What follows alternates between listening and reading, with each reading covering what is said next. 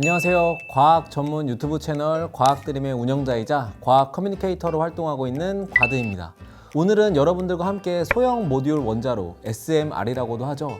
거기에 대해서 알아볼 텐데요. 어떤 분은 요즘에 주식으로 핫했던 그런 거를 떠올릴 수도 있겠고요. 또 어떤 분은 에너지 솔루션 아니면 기후 위기의 해결사 이런 이미지도 떠올릴 수도 있을 텐데요. 소형 모듈 원자로에 대해서 진짜 구체적인 개념을 알아보기 위해서 여기 옆에 두 전문가분을 모셨습니다. 정말 어렵게 모셨는데요. 먼저 소개 부탁드리겠습니다. 네. 안녕하세요. 원자력안전위원회에서 SMR 안전규제 체계를 구축하는 업무를 담당하고 있는 김광일 주무관입니다. 안녕하세요. 저는 SMR 안전성을 확인하는 데 필요한 규제 요건과 검증 기술 등을 마련하기 위해 설립된 SMR 규제연구 추진단장을 맡고 있는 김인구입니다. 네, 만나서 반갑습니다. 진짜 어렵게 시간 내주셔서 정말 감사드리고요. 아마 앞에 있는 이게 뭔지 좀 궁금하시지 않으셨나요? 네. 이게 뭐냐면요. 꼬치의 달인이라는 요새 어떤 젊은이들 사이에서 유행하는 그 게임을 저희가 약간 착용해 왔는데 소형 모듈 원자로는 300MW 이하의 전력을 내는 원자로잖아요. 근데 이 꼬치로 어떤 임의의 숫자를 얘기하면 그 숫자에 해당하는 꼬치의 완성품을 만들 거예요. 예를 들면 제가 300MW를 만들어주세요 하면 이렇게 하는 거죠. 이렇게 하면 이제 300이 되는 거죠. 네. 이해하셨을까요? 자, 그러면 이제 본격적으로 또 게임을 시작해 보겠습니다. 자, 준비되셨죠? 네. 네. 다 완성을 하시면 완성하면서 앞으로 딱 내미시면 됩니다. 알겠습니다. 네. 네. 자, 그러면 첫 번째 그 숫자는 150. 준비 시작! 네, 30초입니다. 30초 제한 시간은. 네, 지금 장관님께서는 조금 고민이 깊어지시고 이거 좀 실력이 없네. 그만하도록 하겠습니다. 자, 어떻게 됐을까요? 단장님께서는 일단은 거의 완성 못 하셨고요. 이거 박사학위 받는 것보다 어려워. 어떻게 이번엔 연습 게임이라고 생각해도 될까요? 가볍게 단장님 이겨보겠습니다. 네네, 알겠습니다. 자, 그러면 두 번째 숫자는 50 가겠습니다. 50 준비 아직입니다. 네네네. 너무 그렇게 급하게 하시면 안 되고요. 준비 시작. 50 이것만 그냥 왜 시죠? 꽂으면 50인가요? 그냥 하나만 딱 꽂아야 되겠다. 이겼습니다. 주무관님께서. 왜냐면 덧셈이 굳이 들어갈 필요가 없기 때문에 먼저 50을 꽂은 주무관님의 승리라고 볼 수 있겠죠? 네. 축하합니다. 다음 게임, 마지막 게임으로 한번 진행해 보겠습니다. 준비가 되셔서 제가 숫자를 부르도록 할게요. 120 시작! 자, 시간은 흘러가고 있습니다. 침착해. 네. 완성! 단장님께서 이기셨습니다. 리벤지라고 하죠, 이런 걸 리벤지. 리벤지. 네, 맞습니다. 리벤지. 사실은 이 꼬치 게임을 왜 준비했냐면 이제 해보셔서 아시겠지만 모듈형 원자로라는 것 자체가 특정한 블럭들을 잘 조립해가지고 다양한 기능들을 할 수 있게끔 설계하는 방식이라고 알고 있거든요. 맞나요? 네, 맞습니다. 네. 그러면은 이제 두 분과 함께 본격적으로 소형 모듈 원자로에 대해서 알아보도록 하겠습니다. 소형 모듈 원자로라는 단어를 딱 들었을 때 어떤 느낌이 떠오르시나요? 네, 아무래도 제 업무 분야와 관련된 SMR 안전이 저는 가장 먼저 떠오르는 것 같습니다.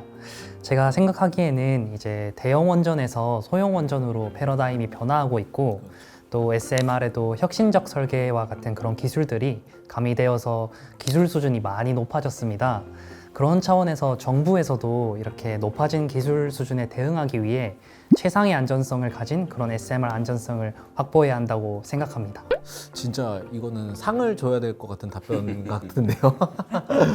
단장님께서는 어떻게 생각하세요? 저는 아무래도 좀 일단 기술적인 측면에서 흥미가 많이 있습니다. 예를 들자면 새로운 개념이나 기술이 접목된 그런 SMR이 어떤 대형 원전에 비해서 얼마나 더 안전할 것인지 관심이 있고 또 거기에 맞게 그러면 이제 안전 규제가 어떻게 사고 방식이 패러다임이라고도 할 수 있는데 그런 관점에서 이 문제를 바라봐야 되는가 이제 그런 관심들이 있습니다. 그러시군요. 근데 이게 저도 좀 궁금했는데 어떻게 보면은 뭐 소형 모듈 원자로에 대한 안전 규제를 연구하기 위해서는 이제 소형 모듈 원자로가 뭔지를 좀 정확히 이해하는 게 필요할 것 같은데 정확히 소형 모듈 원자로가 뭐예요? 대형 원자로와는 어떻게 다른지가 좀 궁금하거든요.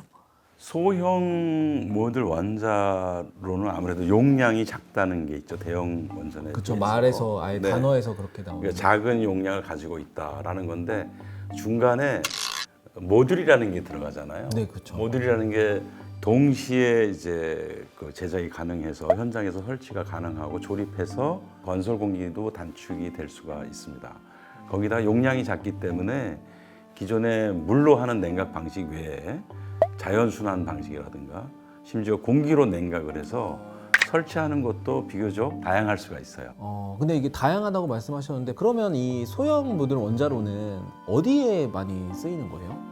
예, 지금까지 원자로는 주로 전기를 생산하는 데 사용했는데 SMR은 전기는 물론 지역 난방, 수소 생산, 제초소와 같이 고온의 열이 필요한 곳에 바로 원자로에서 고온의 열을 생산해서 보내줄 수가 있어요. 컨테이너 선박을 움직이는 용도로도 사용할 수가 있습니다.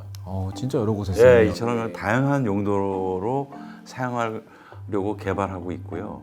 더구나 20메가와트 이하의 용량을 가진 원자로를 마이크로 모듈 리액터라고 하는데요. MMR을 네, 말씀하시는 맞습니다. 거죠? 맞습니다.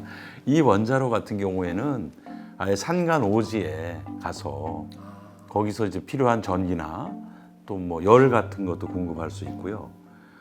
심지어는 이제 어떤 재난 상황에서 전기가 다 끊기고 뭐 이런 상황에 트럭에 마이크로 리액터를 싣고 들어가서 거기서 필요한 전기나 에너지를 생산할 수 있도록 그런 용도로도 개발이 되고 있습니다. 이거 진짜 쓰임새가 엄청 많네요. 그렇죠. 네. 근데 아까 제가 그 박사님 얘기를 들으면서 좀 궁금했던 게 한 가지가 더 있었는데 그 소형 모듈 원자로가 자연 순환이나 공기를 이용해서 냉각할 수 있다고 말씀을 하셨잖아요. 그렇습니다. 근데 조금 이해가 안 갔던 부분이 원래 우리가 생각하는 원자로를 떠올리면은 냉각수를 이용해서 이렇게 열을 식히는 방식을 많이 떠올리거든요. 근데 이게 어떻게 SMR은 자연 순환이나 공기 냉각으로 가능한 거예요? 이게 기본적으로 용량이 작다는 것 때문에 그렇습니다. 그러니까 예를 들자면 오토바이 같은 경우에는 엔진을 공기로 식히잖아요. 그 출력이 높은 엔진일수록 물을 강제로 순환시켜가지고 엔진의 열을 식히지 않습니까? 그렇죠. 그게 필요하죠. 물이. 네. 그래서 용량이 작기 때문에 상대적으로 전기가 필요 없이 강제적으로 구동하지 않고 완전히 물리적인 법칙에 따라서 자연순환 냉각도 가능하고 마이크로 리액터 원자로 같은 경우에는 공기로 냉각도 가능합니다. 진짜 그렇게 비유해 주시니까 너무 이해가 잘 되는 것 같아요. 감사합니다. 네, 완전 찰진 비유입니다. 찰진 비유. 고맙습니다. 그러면은 이 원자력 안전위원회에서는 이 다른 규제 방식 기준을 마련하기 위해서 어떤 역할을 많이 하고 있어요? 원자력안전위원회에서는 그 SMR에 다른 그런 안전성을 확인하기 위해 요건과 그런 기준들을 미리 만들고 있습니다. 관련해서 저희 작년 4월에는 SMR 안전규제 방향을 마련해서 사전 설계 검토 과정 절차를 운영하고 있습니다. 사전 설계 검토는 혁신형 SMR의 초기 설계 단계부터 개발 규제 기관과 그리고 개발자와 소통해서 규제 기준의 적용성과 그리고 설계 방법의 적절성과 같은 그런 부분들을 미리 확인해서 개발자가 조금 더 안전한 개발을 할 수 있도록 이끌 수 있습니다. 이렇게 원자력안전위원회는 이런 부분들을 많이 해서 그 SMR 안전을 이끌어가고 있습니다. 그 시청자분들은 이런 게 또 궁금할 것도 같아요. 어쨌든 이 소형 원자로랑 소형 모듈 원자로랑 대형 원자로가 전력량도 다르지만 모듈 방식에서도 차이가 있고 하니까 안전 기준도 당연히 다를 거잖아요. 그러면 가장 큰 안전 규제 기준의 차이점이 있다면 이 둘 사이에서 어떤 게 있을까요? 네, 말씀하셨던 대로 전력 등급을 예시로 들면 현행 대형 원전의 경우에는 전력 등급을 이제 안전 등급으로 사용하는 그런 대형 원전의 특징을 가지지만 소형 원전의 경우에는 안전 등급 전력이 불필요한 그런 완전 피동 안전 계통을 사용하는 그런 혁신적 설계 특성을 가지고 있습니다. 네, 혁신적 설계라고 말씀은 하셨는데 단어가 사실은 좀 어려웠어요. 뭐 피동 안전형 계통이라고 하셨나요? 완전 피동 안전 완전 피동 같은. 안전 계통. 네, 그래서 뭐 비안전 등급이라고 말씀하셨는데 혹시 여기에 대해서 조금 더 쉽게 이렇게 풀어주실 수 있을까요, 단장님? 우리가 이제 발전소를 생각하면은 정상 운전 때는 아무 문제가 없지 않습니까? 그럼요. 네. 근데 이제 정상 운전 중에 사용하는 여러 가지 그 기기들이나 계통들이 있지 않습니까? 그렇죠. 그런데 사용하는 것을 우리가 비안전 등급이라고 할 수가 있어요. 비안전 네, 등급. 그렇게 이렇게 구분을 합니다. 근데 네.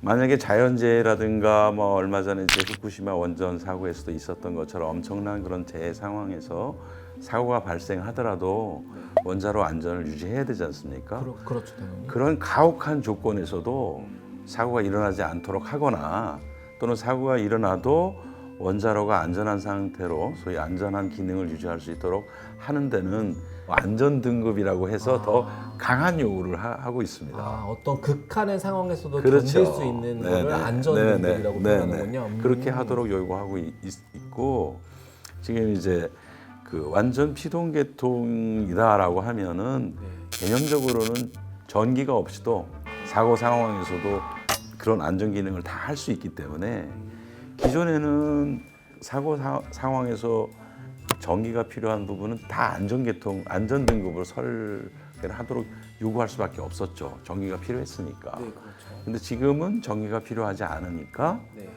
그 부분에서도 우리가 굳이 안전 등급을 적용할 필요가 없을 것이다라고 하는 그런 입장에서 개발을 하는 것이고요.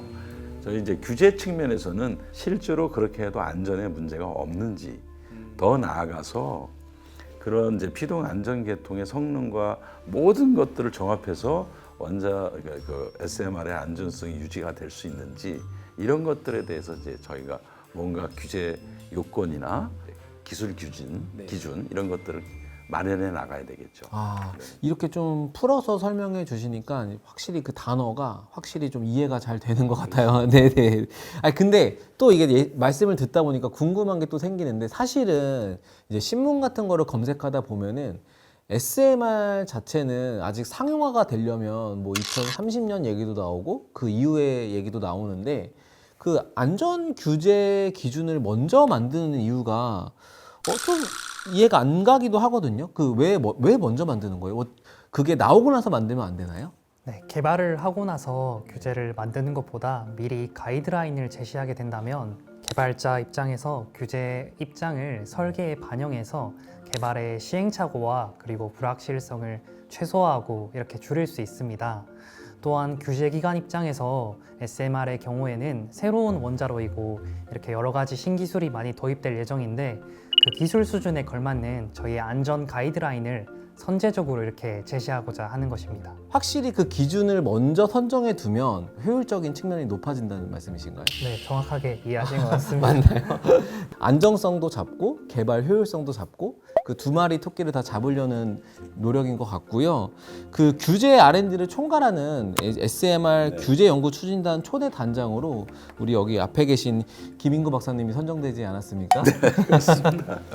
네, 이 SMR 규제 연구 추진단은 정확히 구체적으로 어떤 일을 많이 하고 있나요? 네, 우리가 선제적으로 규제 요건이나 검증 기술을 마련한다는 것은 무엇보다도 과학기술적 근거를 토대로 해서 합리적인 판단을 해야 되는 거 아니겠습니까? 그렇게 하려면 새로운 기술이나 개념이 얼마나 안전에 영향을 미치는지에 대한 연구 개발이 필요합니다. 예, 이걸 우리가 이제 규제적인 측면에서 따로 규제 연구라고 통칭 얘기를 합니다. 그래서 저희 SMR 규제 연구 추진단은 이 SMR 안전성 확인을 위한 이런 선제적인 규제 연구를 총괄하는 소위 컨트롤 타워 역할을 해서 SMR 안전 규제 기반을 마련하는데 총괄 관리하는 연구 관리를 총괄 관리를 하는 그런 기관입니다. 그렇군요. 그 안전 규제 기준이 잘 마련이 되면은 그 소형 모듈 원자로 상용화 자체도 좀 더 빨리 이루어질 것 같다는 생각이 들기도 하는데요.